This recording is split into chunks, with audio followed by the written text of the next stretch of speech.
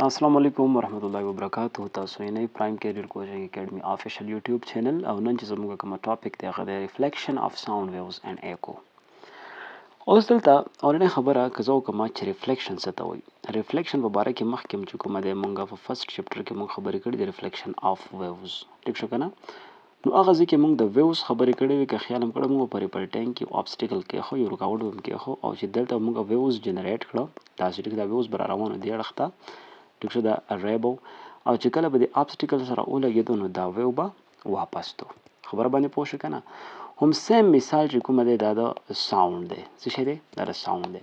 لکه ساوند څنګه اگزامپل به زه والم، زه داسې وایم که نه چې زه ساوند اخلم، ساوند ویو اخلم. الریډي ساوند ویوز کومه ویوز دي؟ دا خو میکینیکل ویوز دي که نه، لانګیچیوډنل ویوز دي. خبره باندې پوه شوئ؟ اوس دا ساوند ویوز روان دي، ټیک شو که نه؟ دا ساوند ویوز یعنی کمپریشن ریفلیکشن صورت کې روان دي، او دلته یو رکاوټ دی، ټیک شو، یو غر دی، یو بل رکاوټ دی، دا د دې سره ټکراو شي نو دا به واپس څه کېږي؟ باونس بیک کېږي. به څه به کېږي؟ دا ځان سره نوټ کړئ، باونس بیک کېږي به. د ساوند باونسنګ بیک ته څه وایي؟ ساوند باونسنګ بیک ته وایي ریفلیکشن اف ساوند. خبره باندې پوه شئ که نه؟ اوس دلته که چېرې زه ویم چې دا ما سره باونډري ده، څه شی ده؟ باونډري ده. ګورئ دا باونډري د دې په نیچر باندې ډیپینډ کوي چې آیا دا باونډري چې کومه ده دا میکزیمم ساوند ریفلیکټ کوي، دا مینیمم ساوند ریفلیکټ کوي، ځینې ساوند دا ابزورب کوي. خبره باندې پوه شئ که نه؟ لکه نیم ابزورب کوي، نیم واپس تمبوي، نیم چې کوم ټرانسمیټ کوي. خبره باندې پوه شئ که نه؟ نیم ریفلیکټ کوي. ټیک شو؟ نو دا د دې په نیچر باندې ډیپینډ کوي. الریډي د دې خبرې به موږ په اکاسټکس کې بیا کوو. خبره باندې پوه شوئ؟ اوس دلته زه د دې ډیفینیشن داسې کولی شم که نه، الریډي تاسو خو دا وپېژنده چې دا باونسنګ بیک د څه شی دی؟ دا bouncing back of sound. ٹھیک شو؟ wave when it strikes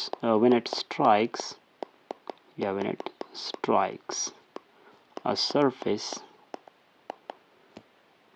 is called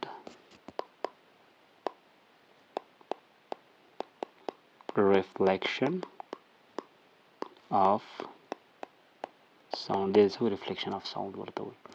خبره باندې پوه شوئ؟ اوس دلته یو خبره خپل ذهن کې کېده وي، لکه کومه خبره؟ مثال په طور باندې زه یو کمرې ته ننوځم که نه، زه په یو کمره کې یم، ټیک شو، خو دې کمره کې دننه فرنیچر دی. څه شی دی؟ فرنیچر. پالنګونه پکې پراته دي یا پکې کرسیانې پرتې دي، د ووډ نه جوړې شوي دي یا د پلاستیک نه جوړې شوي دي. په دې کې چې کوم کرټنز دي یعنې پردې دي پکې. خبره باندې پوه شئ که نه؟ پردې دي پکې. نو که دلته یو کس اواز کوي که نه، نو د دې زیات اواز څه کېږي په دې فرنیچر او د کرټنز، دا کومه چې سافټ سموث سرفیسز دي که نه، سافټ سرفیسز دي، نو دې کې څه کېږي؟ دا ابزورب کېږي. نو په دغه ځای کې دا میکزیمم چې کومه ساوند ریفلیکشن دی دغه ځای کې نه کېږي. خبره باندې پوه شئ که نه؟ میکزیمم ساوند ریفلیکشن دپاره ما سره کومه سرفیس پکار ده؟ هارډ سرفیس پکار ده. خبره باندې پوه شئ؟ هارډ سرفیس ما سره پکار ده. نو کومه چې نرم دیوالونه دي یا کومه چې نرم پوستینونه دي، لټ فار ایگزامپل تاسو ته ما د پردو مثال درکو، فرنیچر مثال مې درته درکو، نو دغه ځای کې ولې میکزیمم ساوند نه ریفلیکټ کېږي؟ ځکه چې دغه ځای کې ساوند ابزورب کېږي، نو میکزیمم دا ریفلیکشن نه کوي. خبره باندې پوه شئ که نه؟ اوس تاسو به د بعضې نیم خلکو نه اورېدلي که نه چې یار زه په واشروم کې زبردست قسمه سینګینګ کوم. څه کومه؟ سینګینګ کوم. نو واشروم خو اولنۍ خبره دا ده چې واشروم ورکوټې غوندې کمرې، ټیک شو که نه؟ او په دې کې ستا ساوند که چېرې ته په دې پوینټ باندې ولاړ یې، ستا ساوند واپس څه کېږي؟ ریفلیکټ کېږي. واپس وګوره، ولیوم یې زیاتېږي که نه زیاتېږي؟ ستا ساوند واپس ریفلیکټ کېږي، نو د دې ولیوم زیاتېږي. نو واشروم سینګر همیشه دپاره ځان داسې کنسیډر کوي چې که چېرې زه داسې کنسرټ ته لاړ شم یا زه کنسرټ ځان ارینج کړم، کنسرټ پروګرام ځان له وکړم، نو هغه ځای کې به زما سینګینګ د ټولو نه بهترین، حالانکې اصل کې داسې نه وي. دلته ستا د اواز ولیوم څه کېږي؟ دا بړاویږي، دا زیاتېږي. خبره باندې پوه شئ؟ بیکاز آف میکزیمم ریفلیکشن. ټیک شو؟ اوس دلته یو خبره ده چې دا ستا ساوند، زه به دلته د ټایم خبره کوم، ټیک شو که نه؟ ساوند ګوره، زه دلته تاسو ته یو ټایم منشن کوم، او ټایم کومه دی؟ 0.1 سیکنډ دی. ټیک شو که نه؟ 0.1 سیکنډ. که چېرې یو ساوند تا ته د 0.1 سیکنډ نه مخکې چې کومه دی که نه، مخکې دا را رسي، نو دا بیا ایکو نه شوه، دا بیا ایکو نه شوه. ټیک شو؟ دا څه شی شو؟ دې ته وایي ریوربیریشن ورته وایي. څه ورته وایي؟ ریوربیریشن ورته وایي. خبره باندې پوه شو که نه؟ ریوربریشن ورته ولې وایي ځکه چې دغه اواز ریفلیکشن چې کومه دی دا د 0.10 سیکنډ نه مخکې را رسي تا ته ټیک شو. نو د دې خپل اواز کې او دغه اواز کې ته فرق نشي کولی. دا ستا د اواز ولیوم زیاتوي. نو چې ولیوم زیات کړي ستا اواز څه کېږي هسې تا ته ښکلی ښکاري. خبره باندې پوه شوې که نه. اوس دلته که د ایکو خبره زه وکړم که نه د څه شي خبره د ایکو خبره. نو ګورئ ایکو کې یو خبره ځان سره یاد ساتئ چې دلته چې کومه ساوند ریفلیکټ کېږي که نه هغه په څومره ټایم پس ریفلیکټ کېږي 0.1 سیکنډ پس به دا ریفلیکټ کېږي ټیک شو که نه افټر دلته د څه ولیکه افټر 0.1 سیکنډ. نو ته چې کومه ستا اوریجنل ساوند دی څه شی کومه ساوند دی اوریجنل ساوند دی او کومه ریفلیکټډ ساوند دی کومه ساوند دی ریفلیکټډ ساوند. د دې دواړو په منځ کې به ته څه کولی شي ته به فرق کولی شي دا به ډیفرنشیټ کولی شي. ولې چې دا د 0.10 سیکنډ نه پس چې کومه دی دا تا ته څه شي دي دا تا ته رارسیږي. خبره باندې پوه شوې که نه. نو چې د 0.10 سیکنډ نه مخکې کوم اواز ته رارسي نو ته په خپل اواز کې او په دغه اواز کې فرق نشي کولی. دې ته وایي ریوربریشن. د دې وجې نه جسټ ولیوم زیاتېږي ټیک شو که نه. او چې کوم یو اواز په منځ کې ته فرق کولی شي یعنې تا ته رارسي د 0.10 سیکنډ نه پس تا ته رارسي نو دې ته بیا څه شی وایي دې ته وایي ایکو. خبره باندې پوه شوې که نه. اوس دلته چې کومه دی زه تا ته یو اګزامپل درکړم چې زه دلته اخلم چې دا ما سره یو سرفیس دی ټیک شو که نه یو سرفیس دی ما سره او دلته یو اواز دی دا اواز لاړ ټیک شو دلته واپس ریفلیکټ شو واپس را روان دی ټیک شو که نه. نو ګورئ یو فاصله خو دې دا کور کړه دې ډایرکشن کې ټیک شو که نه بله فاصله دې دا کور کړه دې ډایرکشن کې ټیک شو. نو اس پلس اس دې ټوټل څومره فاصله کور کړه 2s څومره ډسټنس یې کور کړه که کور یې نه کړه. نو یو خبره ده چې کله تاسو د ساوند سپیډ په باره کې خبره کړې وه که نه چې سپیډ اصل کې د څه برابر دی د ډسټنس ډیوایډډ بای ټایم ټیک شو. نو دلته وګورئ سپیډ v is equal to s divided by t و که نه خو دلته اصل کې ایکو کیس کې دا ساوند څو ډسټنس کور کوي 2 s پلس s دا څه شی شي v is equal to s plus s divided by t نو v is equal to دا راغی 2s divided by t. خبره باندې پوه شوئ. اوس که د دې نه زه د اس ویلو راوباسم که نه نو اس از ایکول ټو وي په خپل ځای ټي ملټیپلیکیشن لاړ شي او 2 ډیویژن راشي. خبره باندې پوه شوئ که نه.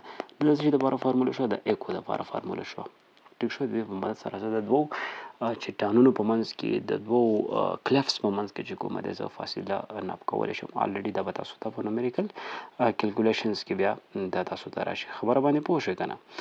اوس یو کومه خبره چې موږ مخکې کړې وه چې که چېرې زه د ساوند سپیډ په باره کې خبرې وکړم څه په باره کې خبرې وکړم د ساوند سپیډ نو موږ ویلي وو چې وي از ایکول ټو 331 چې کله د ایر ټمپریچر تا سره څه شی دی ټمپریچر تا سره 0 دی اور دلته چې کومه دی دا کمپریسیبل دی خو د ټمپریچر سره به دې ایر کې د ساوند سپیډ دا به زیاتېږي که نه.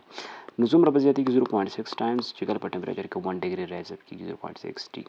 اوس که ټمپریچر مونږ 20 ډګري سینټیګریډ واخیستو پریویس لیکچر تاسو ویزټ کې دا الریډي مونږ کړی دی. نو وی از ایکول ټو 331 پلس 0.6 او مونږ ټي هغه سره 20 ډګري سینټیګریډ نو وی تا سره راغلی چې دا زه کیلکولیټ کوم 343 میټر پر سیکنډ تا سره راغلی ټیک شو. اوس دلته که چېرې د اواز مونږ ته څومره ټایم پس را رسي په څومره ټایم که زه والم که نه 0.1 سیکنډ پس دا موږ ته را رسي ټیک شو. زموږ سره بیا څه شی دی دا موږ سره ایکو ده که نه څه شی ده ایکو ده ټیک شو.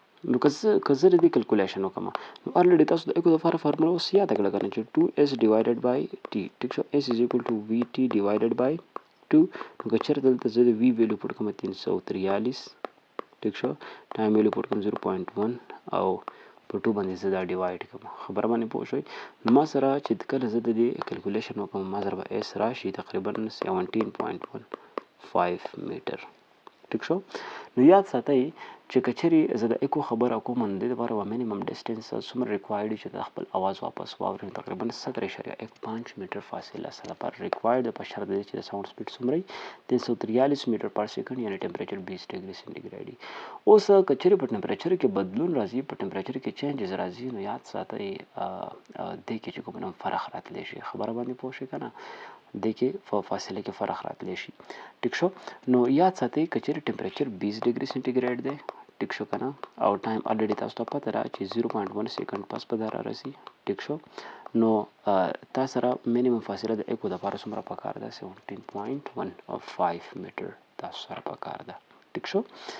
نو دا شارټ خو د لیکچر چې کوم موږ په ایکو باندې ورکړو چې ایکو داسې شی دی، ایکو کنسپټ څه شی دی، او بیا ریوربریشن څه ته وایي. ولې تاسو ته په واشروم کې دننه یا په یو بنده کمره ورکوټې کمره کې تاسو ته ستاسو اواز ښکلی ښکاري، وجه څه ده. ټیک شو.